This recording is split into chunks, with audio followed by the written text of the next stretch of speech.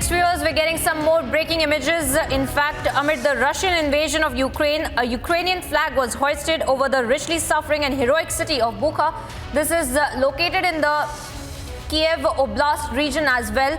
That is the exact place where we had seen military movement of the Russian troops, and there are several videos, in fact, that had also been released by the Russian government claiming that there was an aggressive movement of the Russian troops in Kyiv. And now there is a lot of show of strength, a war of words that has also broken out. And now these images really goes to tell us how the Ukrainians are also fighting back and trying to claim as Kyiv as their own. Christine also joins me on the broadcast. Christine, these visuals really speaking for themselves. Civilians and all the other army men as well of the Ukrainian troops hoisting their flags, trying to say that they are still here to stay and that the Russians have not taken over Kyiv yet.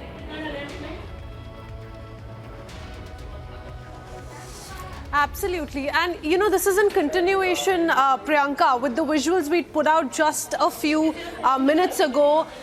Ukrainian civilians who'd taken up arms close to the Dnipro region and essentially going on to once again highlight how they've joined hands with the Ukrainian military in this war against Russia.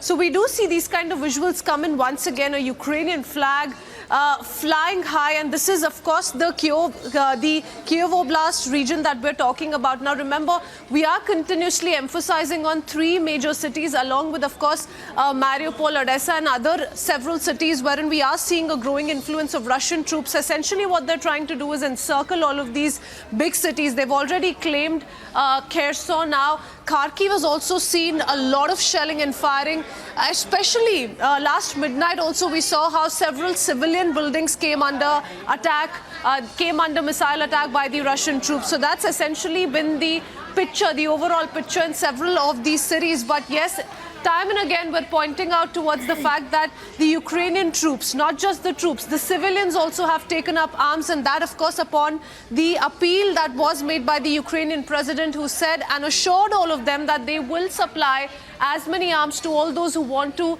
join hands with the Ukrainian troops in this particular fight. So day 8 and counting, and we do see how the Russian aggression is only escalating by the day, but we do also see a stiff resistance that is being put up by the Ukrainian forces. What one is closely monitoring is the Kyiv region.